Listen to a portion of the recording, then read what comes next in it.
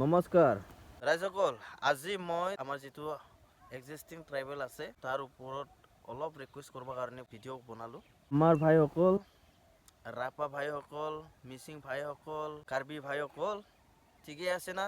একগোটকৈ থাকিব সদায় বিচাৰক, নহ'লে আমাক এনেকুৱা কৰিব বিচাৰিছে যিটো এতিয়া চৰকাৰ চলাই আছে।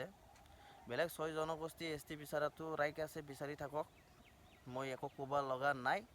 কিন্তু চৰকাৰে তাহাক যে প্ৰতিশ্ৰুতি দিছে দিম বুলি, আমাৰ BTCৰ পৰা যিটো নতুন চৰকাৰ আৰু BJP চৰকাৰ অসমত কেতিয়াও মানি ল'ব নোৱাৰিব 6 জনগোষ্ঠীক ST দিয়া।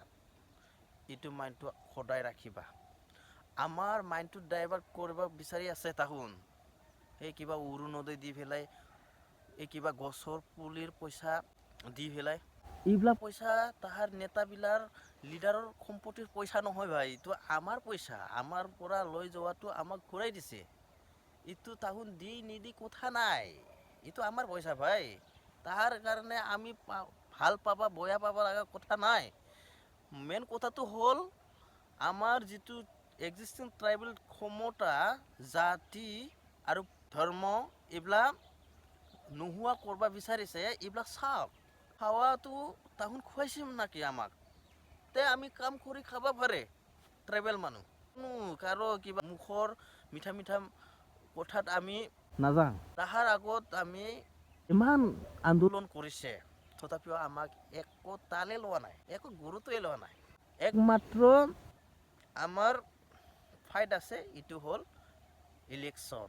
ইলেকশ্যনত যদি ভোট নেদে, হাৰাব পাৰে, এইটোৱে আমাৰ ফাইট।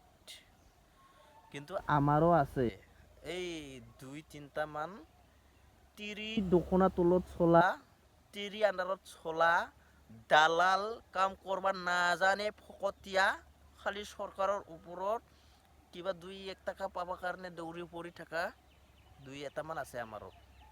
তাৰ লগত মিলি পেলাই জাতি বিক্ৰী কৰিলেও কথা নাই, ধৰ্ম বিক্ৰী কৰিলেও কথা নাই, ক্ষমতা হেৰাই গ'লেও কথা নাই, খালি নিজৰ এই পেটটো পূজা কৰিব পাৰিলেই হয়।